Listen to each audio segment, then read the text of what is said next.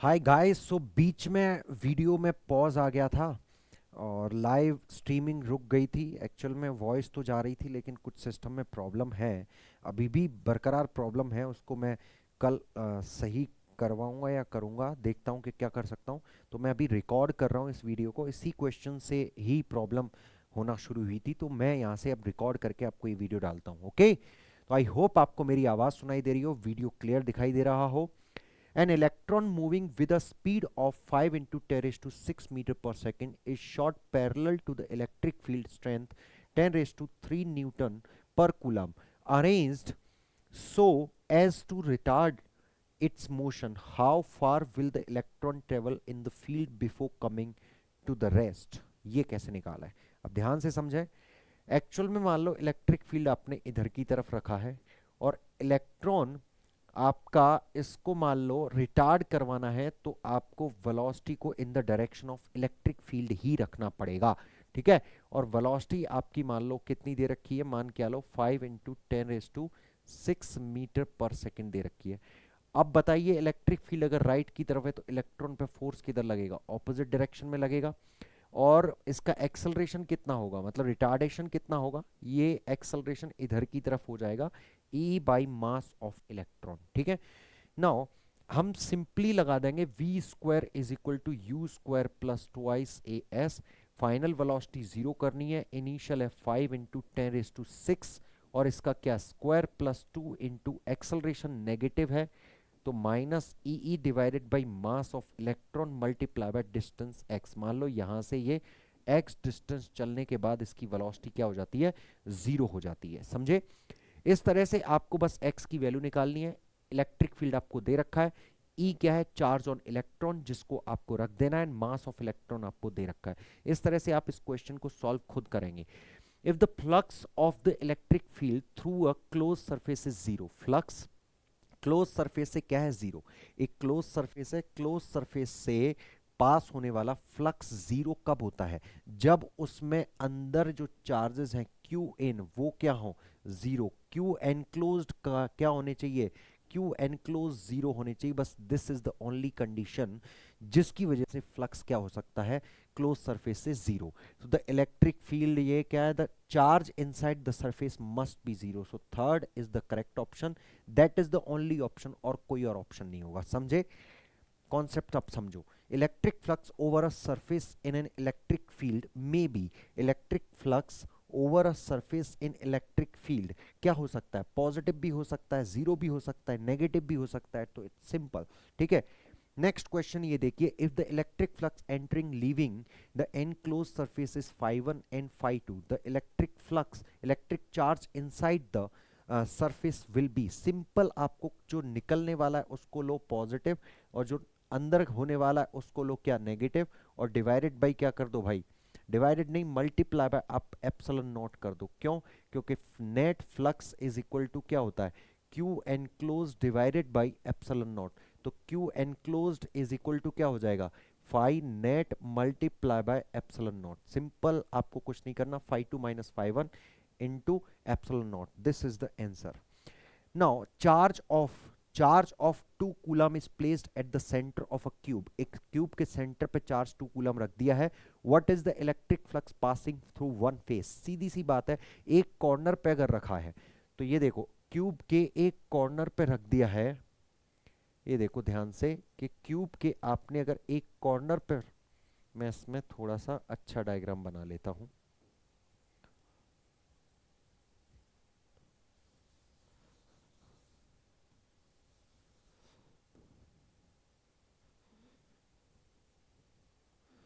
देखिए, अब इसमें आपको सिंपली क्या करना है, एक क्यूब यहां पे बना लेता हूं, ये मान लो क्यूब हो गया।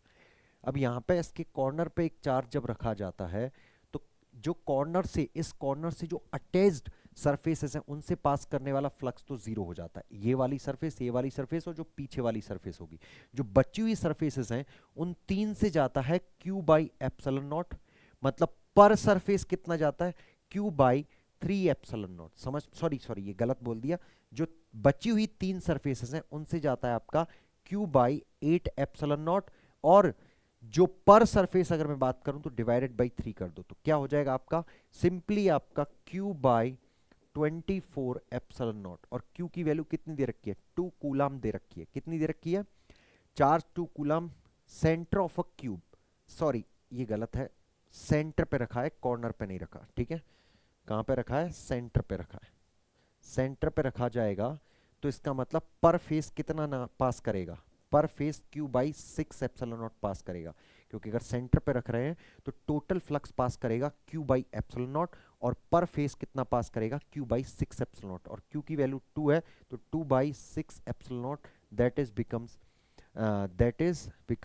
कितना हो जाएगा, 1 बाई 3 एप्सिलॉन नॉट। तो आंसर हो जाएगा आपका first is the correct option. Next question read करो। A point charge Q is placed at the midpoint of a cube of side L, placed at the midpoint of cube side, the electric flux emerging from the cube is, simple है, कहां पे रखा है point charge, कहां पे रखा है, mid point पे, क्यूब के पे, मिड पॉइंट का मतलब सेंटर पे, तो ये कितना हो जाएगा, क्यूब से कितना फ्लक्स निकलेगा, Q by epsilon not flux निकलेगा, समझे। नेक्स्ट क्वेश्चन इज दिस, यहाँ पे है the length and radius of a cylinder are L and R, the total flux for the surface of cylinder when it is placed in a uniform electric field E parallel to the axis of the cylinder। Simple है आपका, ये मान लो ये है आपका cylinder, ठीक है। यहाँ पे इलेक्ट्रिक फील्ड किस तरह से प्लेस कराया गया है, इलेक्ट्रिक फील्ड आपका इस तरह से,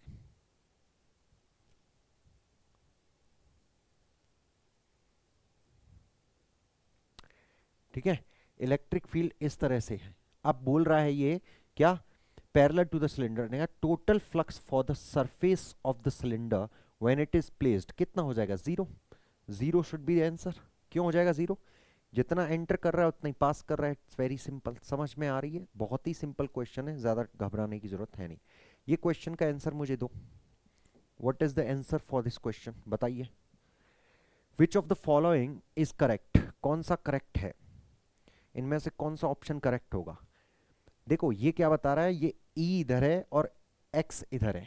अब बताओ मुझे, क्या यहाँ पे इलेक्ट्रिक फील्ड जीरो हो सकता है, क्योंकि ये जो ग्राफ है वो क्या बता रहा है कि यहाँ पे इलेक्ट्रिक फील्ड जीरो है, ये 4Q है, ये Q है, क्या यहाँ पे इलेक्ट्रिक फील्ड मिड पॉइंट पे जीरो हो सकता है, नहीं, मिड पॉइंट पे जीरो नहीं होगा। जीरो कहाँ इलेक्ट्रिक फील्ड होगा, मैंने बताया था आपको इक्विलिब्रियम वाला पॉइंट कौन सा होता है, छोटे वाले के पास में और बीच में, क्योंकि दोनों सेम नेचर के चार्जेस हैं।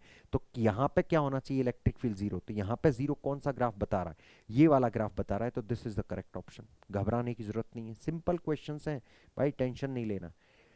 A thin conducting ring of radius r is given charge capital Q, इसमें वही पूछा है जो कि हम ऑलरेडी कर चुके हैं, थोड़ा सा हमने ये ओके की तरफ हो जाएगा ये E, और ये वाला देखिए, a hollow cylinder has a charge Q coulomb with in it, मतलब यहाँ पे अंदर इस हॉलो सिलेंडर के अंदर क्या है, चार्ज है, Q अंदर है, समझ में आई, Q अंदर है।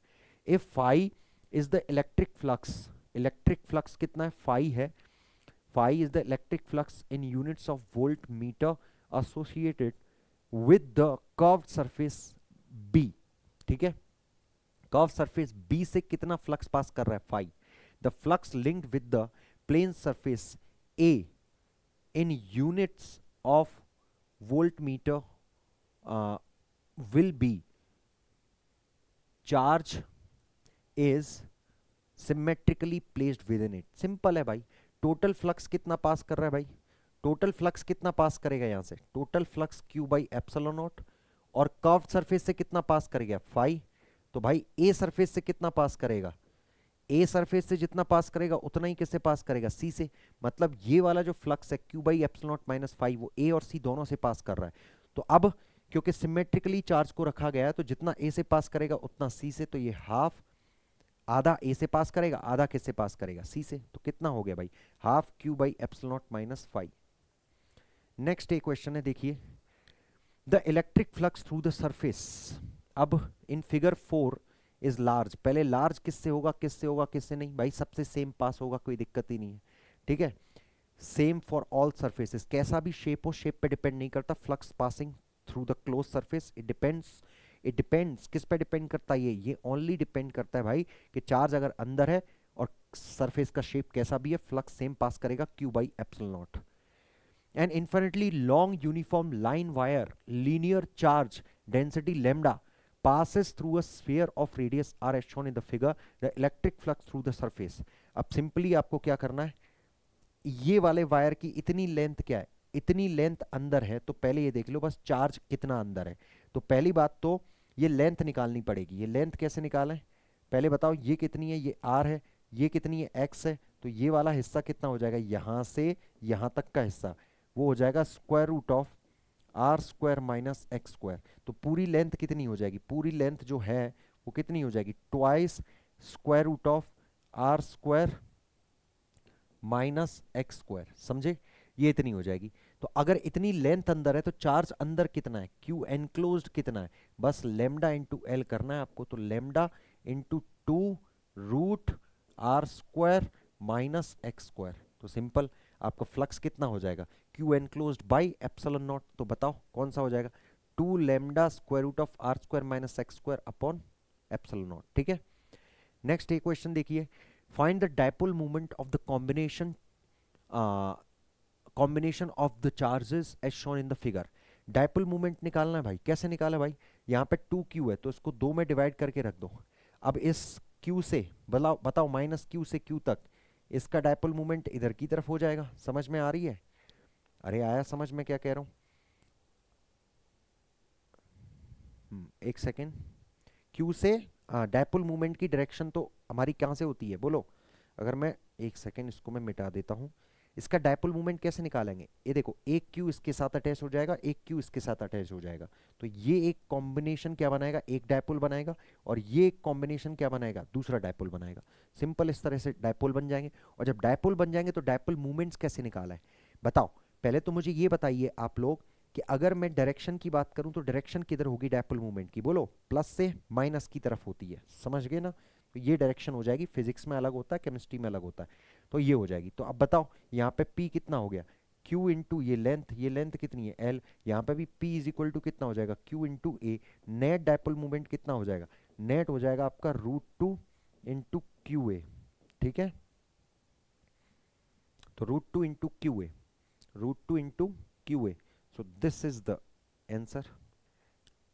आप ध्यान दो आगे, the electric field at a point due to an electric dipole on an axis inclined at an angle theta to the dipole axis is perpendicular to the dipole axis if the angle theta is। इसका मैंने standard लिखाया था, theta is equal to क्या होता है, tan inverse √2 होता है, ये बताया था मैंने आपको बहुत पहले ही।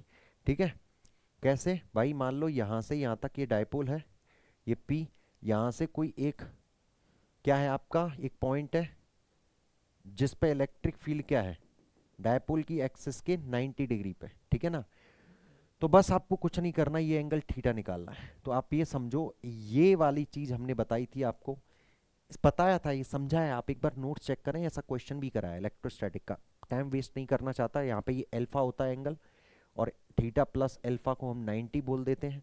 ठीक है, थीटा प्लस अल्फा को क्यों 90 बोल देते हैं, ये थीटा है तो ये एंगल भी क्या हो जाएगा theta, theta plus alpha is equal to 90। और यहाँ से एक अल्फा का, टेन अल्फा का एक फॉर्मूला भी होता है, हमने बताया था टेन थीटा और टेन अल्फा में रिलेशन, टेन थीटा और टेन अल्फा में जो रिलेशन आता है वो आता है tan alpha is equal to tan theta by 2 आता है। तो सिंपल यहाँ पे क्या रख दो, टेन थीटा की जगह, टेन अल्फा की जगह क्या रख दोगे आप, theta 90 minus 90 minus 90 minus theta और is equal to tan theta by 2। और इसको लिख देंगे क्या अपन, कॉट थीटा, और कॉट थीटा को लिखेंगे 1 अपॉन टेन थीटा। तो यहाँ से आएगा आपका कितना, tan square theta is equal to 2, तो tan theta is equal to कितना, √2।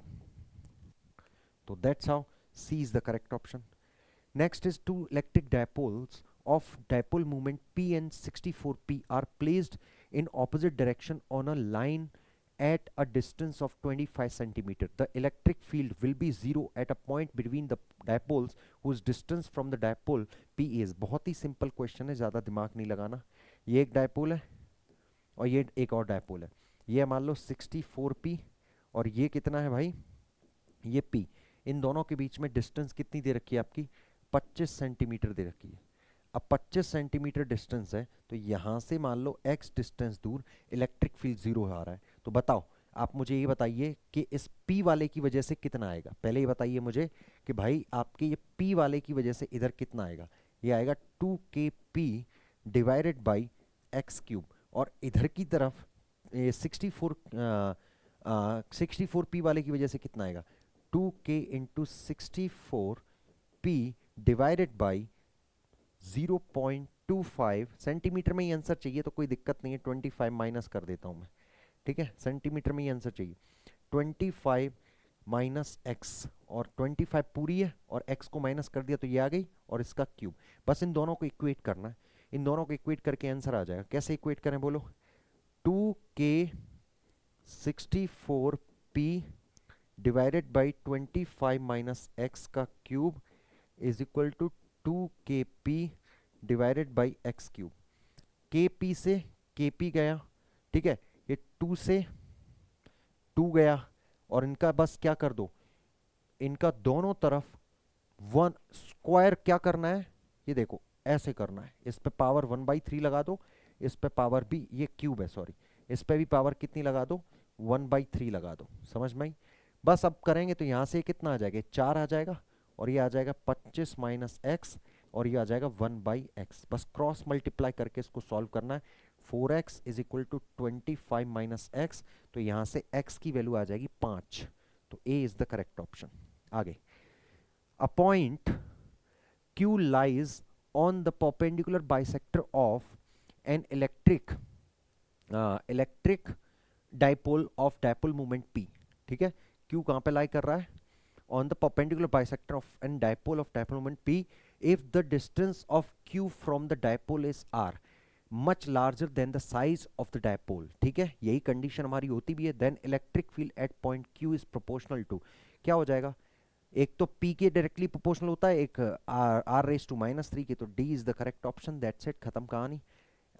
Electric field eight Q is, तो ये सिंपल है, इसमें कोई दिक्कत नहीं है, क्योंकि बाइसेक्टर पे कितना होता है इलेक्ट्रिक फील्ड, बोलो, ये सीधा KP अपॉन क्या होता है, R⁻।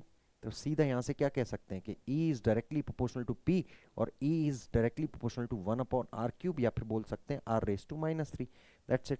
नेक्स्ट ये क्वेश्चन करिए, a dipole is placed in electric field as shown in the figure in the direction will move।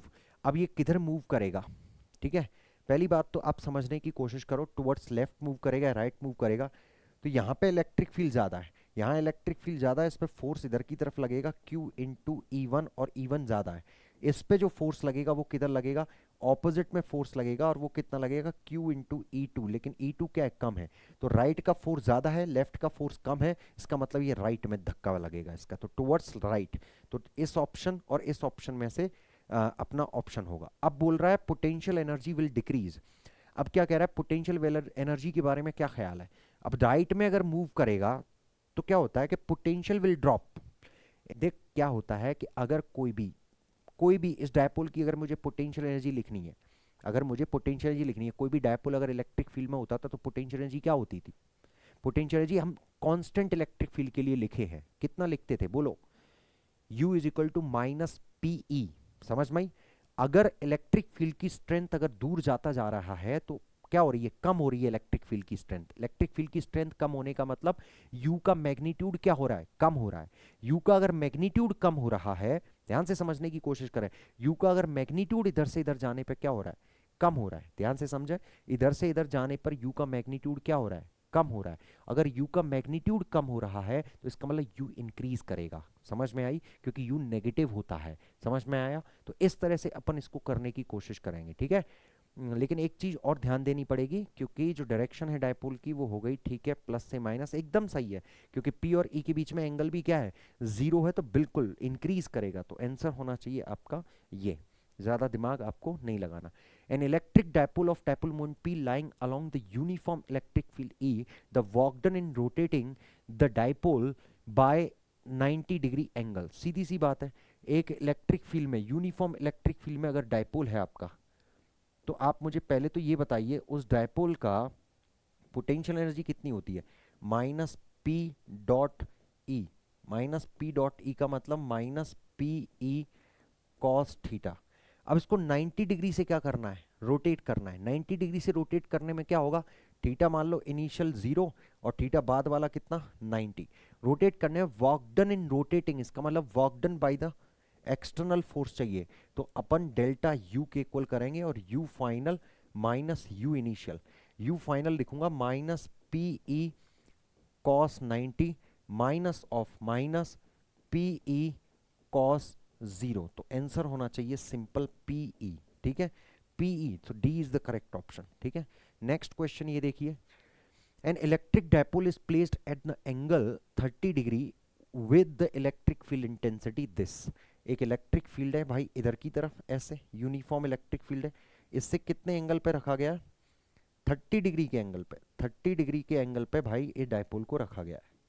ठीक है, it experiences a torque equal to 4 Nm, the charge on the dipole, charge पूछा है dipole पे, torque की value कितनी दे रखी है 4 Newton, तो टॉर्क इज इक्वल टू होता कितना है बताओ मुझे, पी ई साइन थीटा होता है, सिंपल। तो टॉर्क दे रखा है 4, पी की वैल्यू, डायपोल मूवमेंट कितना, डायपोल मूवमेंट चार्ज बताना है ना, चार्ज ऑन द डायपोल, तो सिंपल चार्ज हो गया मान लो क्यू, लेंथ डायपोल की दे रखी है क्यू चार्ज, और लेंथ कितनी 2 सेंटीमीटर, तो 2 सेंटीमीटर को हम बदलेंगे 0.02 मीटर, ई दे रखा है आपको 2 इंटू 10⁵ और साइन 30, तो सिंपल यहां से क्यू की वैल्यू आपको खुद कैलकुलेट करनी है, बहुत ही सिंपल क्वेश्चन है। ठीक है, आगे, an electric dipole consisting of two opposite charges this each separated by 3 centimetre is placed in an electric field of this.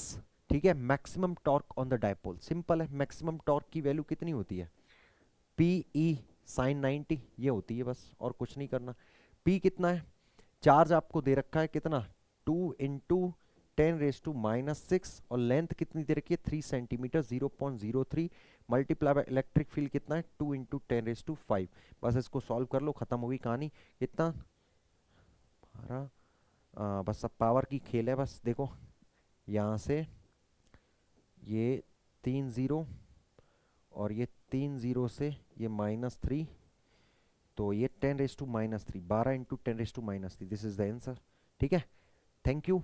तो भाई साहब कहानी यहीं तक थी, और हम नेक्स्ट वीडियो सेमीकंडक्टर का रिकॉर्ड करेंगे। आज थोड़ा सा सिस्टम में एरर आ गई थी, दैट इज़ वाई मैं नहीं कर पाया, लेकिन अब ऐसी एरर आएगी भी तब भी अपन रुकेंगे नहीं, तब भी हम कोई और टाइम लेके भी कंप्लीट करेंगे। ये वीडियो मेरे को 35 क्वेश्चंस आपके इलेक्ट्रिक फील्ड एंड चार्ज के कंप्लीट कर चुका हूँ। कल आपको जो क्वेश्चंस मिलने वाले हैं 35 वो इलेक्ट्रिक पोटेंशियल एंड कैपेसिटेंस के मिलने वाले हैं, जिसमें आपको बहुत लर्निंग होगी। दूसरी बात मैं आपको एक और चीज़ बोलना चाहता हूँ भाइयों और बहनों, एक चीज़ और बोलना चाहता हूँ, दैट इज़ कि सेमीकंडक्टर का मैं कल लेक्चर लूँगा।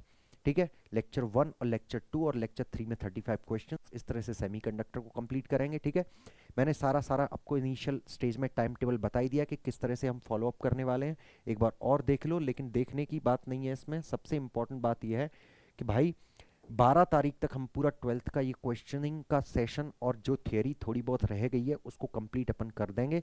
ठीक है, 35 क्वेश्चंस 30 क्वेश्चंस सब पूरे अपना 12th में होंगी, समझ में ही, हर चैप्टर में।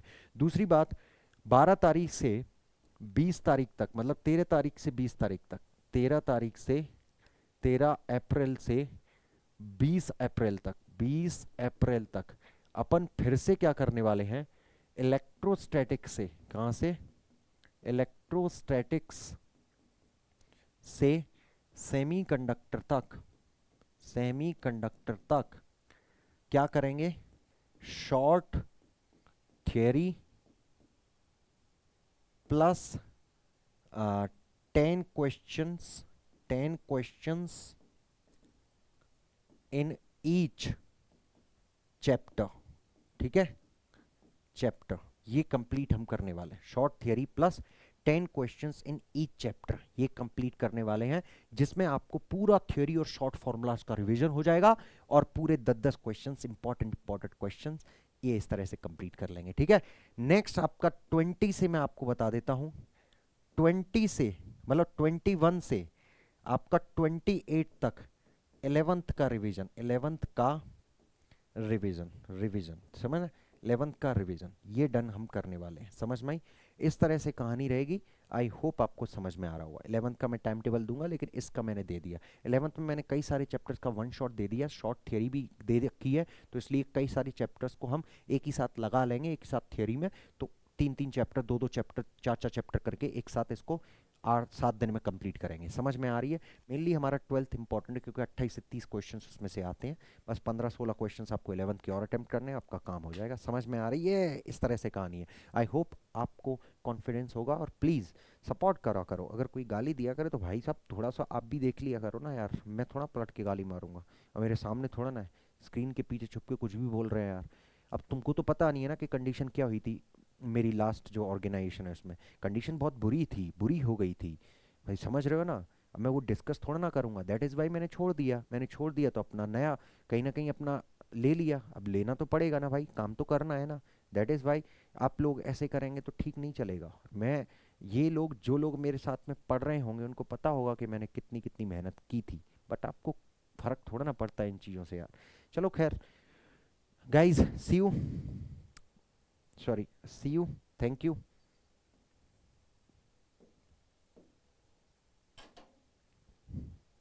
Thank you.